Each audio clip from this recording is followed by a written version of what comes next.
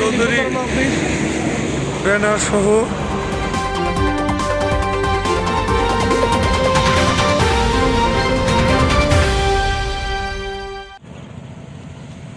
মিরকি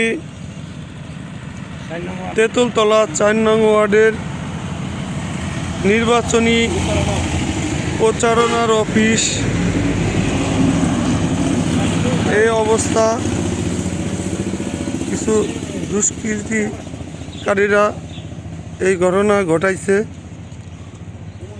ভোর ৬টার দিকে, ৬টারও আগে হবে সম্ভবত। আমরা ৩টার দিকে এই ঘটনাটা আনুমানিক রাত ৩টার দিকে এই ঘটনাটা ঘটাইছে। এখনো আগুন জ্বলতেছে।